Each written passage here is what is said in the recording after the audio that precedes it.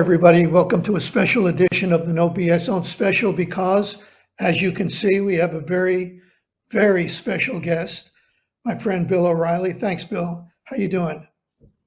I don't know how I'm doing, Bernie. It's just a blur. I live in a fog of news that is continually coming into my home, and I want to stop it. You know what? This is not what I expected, but that is exactly my feeling. I I am know. overload. It's crazy.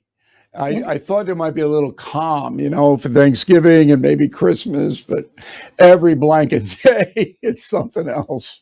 Well, we had a chat just before the election, and you painted a bleak picture of what we call mainstream media's future. Uh, Before we get into some specifics, give me your overview. Why the bleak picture of the mainstream media? Well, as always, I'm right. I mean, MSNBC was just canceled yesterday. They're done as NBC. So we want to uncouple from them. Okay. Um, here was the big indicator for me. The hatred level rose to an extent never before seen in American history, driven by the corporate media, which is making money hating Donald Trump or hating Kamala Harris or hating Joe Biden, whoever they wanted to hate that day. And the industry became centered on hatred. And you just can't. Most Americans are decent people. There are fanatics, and they'll go along with that for a little while, but they don't want it every night. And that's what it was every night. And then when the election happened, all the corporate media, 90% of it, favored Kamala Harris in a big way. And the people just gave them the middle finger, and said, hey, we don't care what you say anymore. We're going to vote for a change because we're getting hammered by this inept Biden administration. That's what that was. It was a repudiation of Biden and Harris, but also a repudiation of corporate media by a big margin. So when you do the essential math of both of the things, the rise of hatred and the repudiation from the folks, there's no future for the corporate media in this country. None. Let's say they didn't do any of the things you correctly say they did.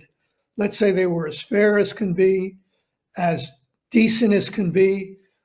Wasn't their decline inevitable, Bill, in that once upon a time there was just Walter Cronkite and Huntley and Brinkley and maybe Frank Reynolds on ABC?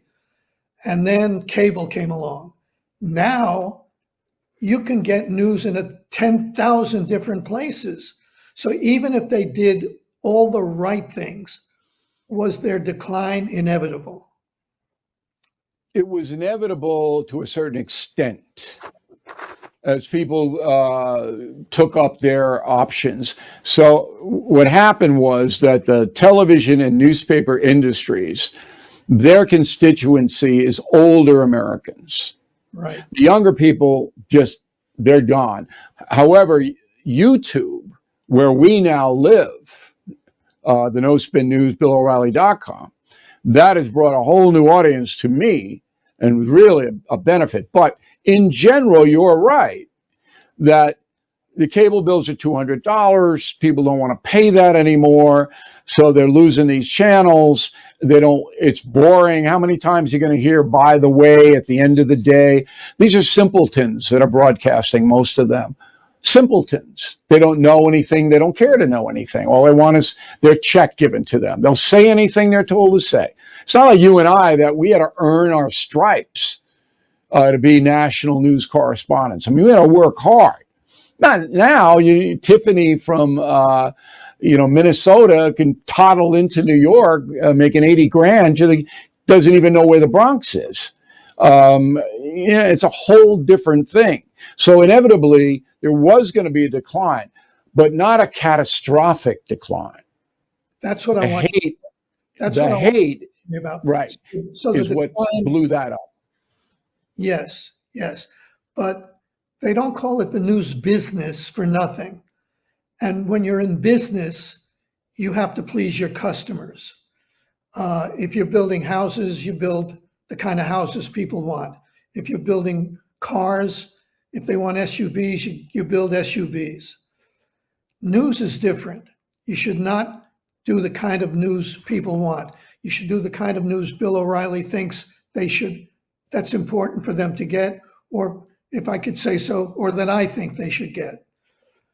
But the way people are making money in news these days, or information anyway, is by giving the audience what they want. And you're saying that only worked for so long. It's not going to work any longer. Do I have that right? Yes, and it's boring. To hear, if you want to go to choir practice every night, okay, it's up to you. There are certain people that all they want to do is hear what they believe. But most people aren't like that. And ironically, if I had not left Fox News would have saved $1 billion. My departure cost them $1 billion. A lawsuit. Because that voting machine scandal Yeah. never would have happened if I was sitting in that chair. Because never one time in the 20 years plus that I worked for Fox did any executive tell me what to say. And very early on, after that election 2020, I told my audience, all right, radio and television, that there was no massive fraud that was big enough to overturn the election. Now, had I been on cable, I would have said exactly the same thing, and I would have had Brit Hume and a couple of the other smart people with me doing the same thing, and nobody would have dared, and I mean this literally, no one would have dared at Fox News gone up against me.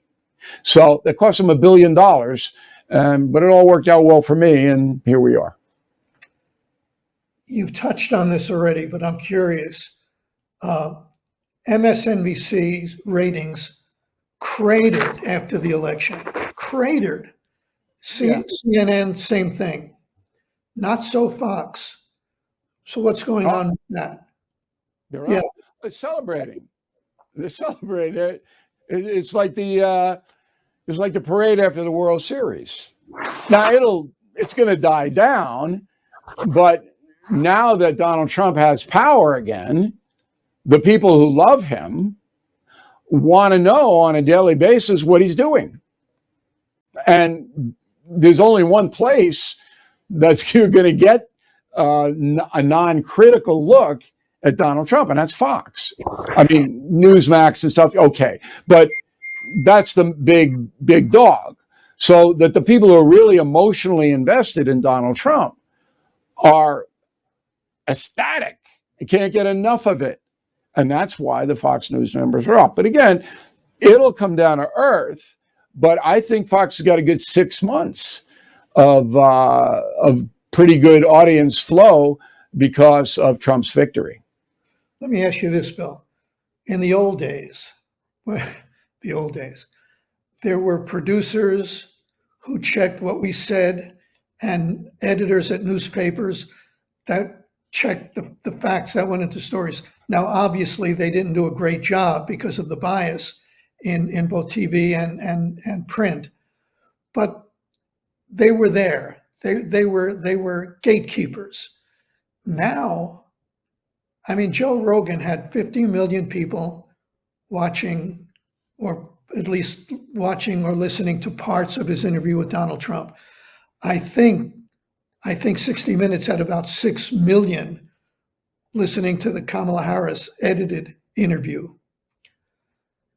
Are we better off where people are willing to accept the biases of the new media, the partisanship of the new media, because at least it's openly partisan, as opposed to partisan information masquerading as honest down the middle journalism? It's a very good question, and it's a complicated question because there are a number of ways that people consume information. So Americans, is 350 million of us now, right? And we all have a different way. Some of us know a lot, okay? Some of us really know their history and we know what happened, and some of us don't know anything. And so whatever they hear, they believe, and one of these. So it's very hard to say what system is best. My philosophy is we live in a free country. There should be a number of places that you can go And you have to be mature and smart enough to evaluate what you're being told. You can't force anybody to be astute. My line has always been the Constitution gives every single American the right to be a moron, and many of us really exercise that right on a daily basis. So there's really no quality control that's possible anymore. And it doesn't offend me that there are MSNBCs. I think they're getting what they deserve because they're hateful and deceitful. I mean, Trump must just be beside himself because this is passive retribution. He didn't have to do anything. They destroyed themselves. See, but this is what puzzles me, though, Bill. You're right. They were hateful and deceitful, no question. But wouldn't their audience stick with them to get more hate and deceit? No, no, because it's not worth it anymore. It's all about emotion. So the emotion on the far left now, or the Kamala left, whatever you want to call it, the emotion is it's hopeless, a horrible country. The MAGA people have taken over. I'm going to just hunker down with my friends in Beverly Hills. We'll smoke pot and chant slogans about reproductive freedom.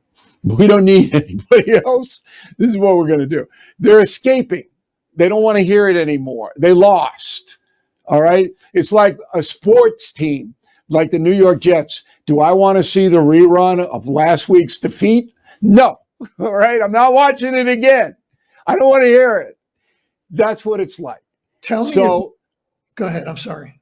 No, that was the point I wanted to make. Tell me if you think I'm out of line here, off base. I know what MSNBC is, and you may agree or disagree, but I know what Fox is also, okay? I'm not saying one is as bad as the other. MSNBC really is over the line, but I think CNN is worse in a lot of ways because Fox knows what it is. MSNBC knows what it is. CNN, I think the anchors at CNN and the journalists at CNN actually think they're honest, down the middle journalists. I was watching a lot of CNN before the election. My head was exploding. I have never seen so much non-stop Trump bashing. By the way, I'm not against CNN or any news organization reporting every stupid thing, every negative thing, every false thing Donald Trump said. But I didn't see the same curiosity when it came to Kamala Harris. And I think CNN in that sense is worse because they're pretending. They're sanctimonious in that, well, we're a real news organization. And you know some of the anchors that fall into that category. MSNBC knows what it is. Fox knows what it is. You get my point? Sure. I mean, the evaluation is this. Fox News is now 95% conservative. When I did the factor, we got 60% conservative. So they've gone to the choir because it's easier. You don't have to hire anchors and know a lot. They just say what management tells them to say. But Fox News doesn't have any haters. There really are, and I'm trying to think if there are any, but they got rid of Bongino, terrible hater. They got rid of a lot of the haters. All right. So in prime time during the week, I don't supervise the weekend very much. There really don't a lot of haters. I mean, they're right wingers, and they're on CNN. What you have there is a new guy running, and his name is Thompson. Right. Now he's injected into every program a conservative Republican. And so they have these people on their panels, like there's 18 people on the panels, but they have one Republican on. They didn't even used to have that. So he's done that. I actually got on CNN to promote Confronting the Presidents, my new book. They actually booked me on a show. It was like 11 o'clock at night, but I was surprised to get the invitation. So they're at least trying. But the core people there, Tapper, Acosta, Blitzer, these people, they can't be any different. This is their whole persona. They live in Washington. Their whole social life is this. They have to say they're compelled. They can't get out of it. And that's what you're seeing there. Are they hateful? Sometimes they are. but not nearly to the extent that MSNBC is. You made an interesting point once. You said never underestimate the power of their concern for going to dinner parties. Oh, it's horrible. And here, and I shouldn't say this, but Bernie and I go back to U.S. Grant's administration. Right. Here is the poster boy for that, Chris Wallace. Now, Mike Wallace is a good friend of mine. I'm not friends with Chris, but I know him for a long time. But I loved Mike Wallace. Me too. Chris Wallace had a great gig at Fox, and he could have done it forever. All right, on the Sunday morning thing. He was good at it. It was a good show. He leaves because nobody would invite him out in Washington, D.C., and he has a wife, and they'd like to have a nice social life. Gets an offer from CNN. And he gets a pretty big money offer, too. All right? So he goes over there. Now, as soon as he made that move, I go, that's the end of Chris Wallace. Because he's not charismatic enough to carry the show by himself. He's got to have the New York Yankee lineup in back of him. Now, he's not like me. I can go anywhere because I'm so obnoxious that I'll get attention. Wallace isn't like that. So he goes over there and he gets whacked. He gets killed. And he's gone. He's gone. And he'll never come back. And he did it. Are you saying he did it because he wanted to be in again with the Washington people? You really believe that? I think. Okay. Well, I could be wrong. It's my working hypothesis. But as a general theory, I think you're right. I've worked with certain people, you know some of them, who they when they went out to their parties in Westchester County, they didn't want to have to defend a piece that questioned feminism. You know what I mean? They didn't want to have as long as you fit the thinking of the people who went to their dinner parties, they felt comfortable. But if I came in with a story that said, listen, I made a whole list of things feminists have been saying over the years that are total crap. They're not true. I could prove they're not true. They went through that story with a fine-tooth comb. And you know why? Because the person who was in charge of the show cared about the people he hung out with outside of CBS. So I think you're right. I think you're right about the broad point you're making. Socially, yeah, it's like Hollywood. You know, I mean, if you're not a doctrinaire, liberal, outspoken Kamala person in Hollywood, you're going to lose work. And these people know it. Forget about dinner invitations. You won't get jobs. So in Manhattan, in Hollywood, in Washington, D.C., you have to be left if you want to engage in the social systems. You have to be. And that takes a toll. People are human beings. One thing before we move on to the final points. You told me in that chat we had recently that the top executives at a bunch of news organizations will be gone in a year. Do I remember that correctly? Yes. What do you mean? Why? Okay, Skydance is going to take over CBS. They're going to fire everybody at CBS. Also, the transcript that they have of Kamala Harris is going to get out. If they fire everybody at CBS, is there going to be a CBS Evening News anymore? Yeah, but there'll be a new executive producer, look, can you name the two anchors that have just replaced Nora O'Donnell? Can you name them? No, you can't. Okay. Nobody can. John Dickinson and Maurice Dubois. Nobody knows who they are. They're not paying them anything. You think these are the guys that are going to be there for much longer? No. They're getting the payroll down so Skydance can come in with a much lower nut. So NBC, ABC, Disney, they're going to have to get rid of The View. And ABC News controls The View. They can't control it anymore. You'll see that spin off. Entertainment will take it over, but nobody wants to touch it. It's radioactive, just like MSNBC. It's the same thing. And all of the executives that are in charge now of all three networks in the news and information area, they're all going to be replaced within a year. I mark my words. I'll put big money on it if you want. And named people whose anchors or reporters whose names we might know, they're going to be what, offered cut in salary or bye-bye?